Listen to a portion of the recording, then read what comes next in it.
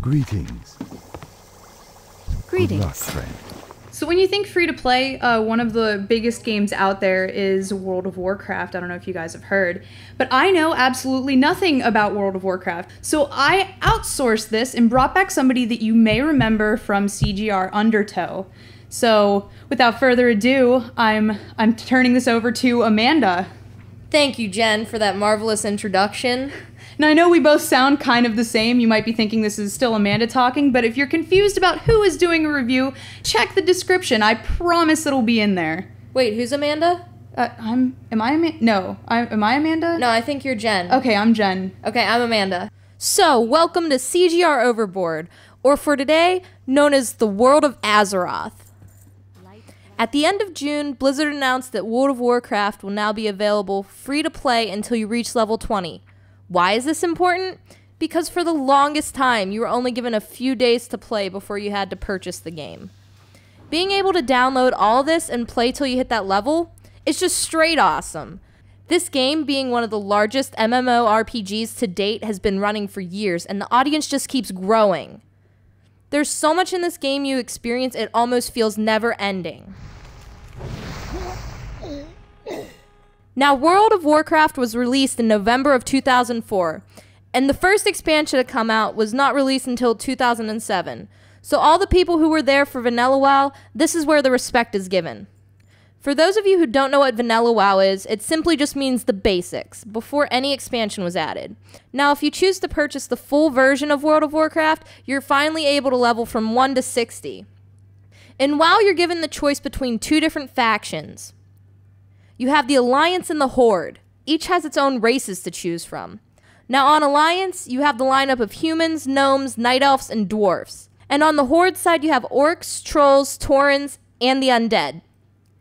Each race has its own specific classes you may also be. These classes all vary to every race and consist of warriors, mages, warlocks, rogues, shamans, paladins, druids, hunters, and priests. Depending on the race and class you choose, you'll be given a specific starting area. These starting areas have beginning quests where you'll do something as simple as item collection, or you may even have to kill a few kobolds in your way.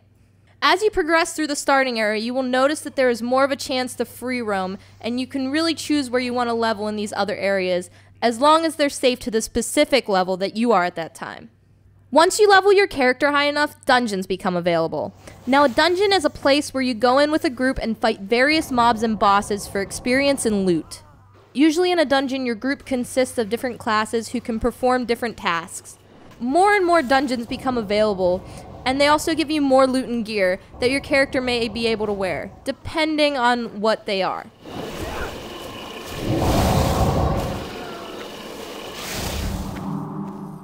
Each character has its own specific gear that it can or cannot wear. A perfect example of this is that a priest can only wear cloth.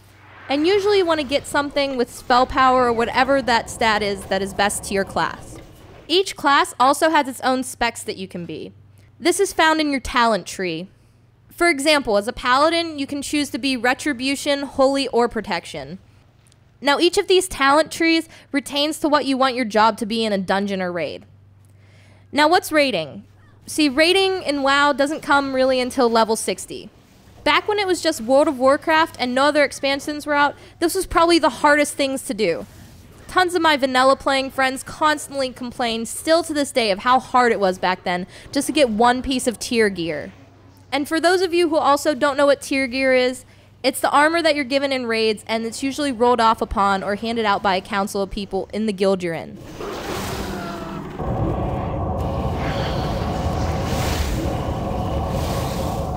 Like I've stated before, there's so much to talk about and so little time to say so much about this amazing game.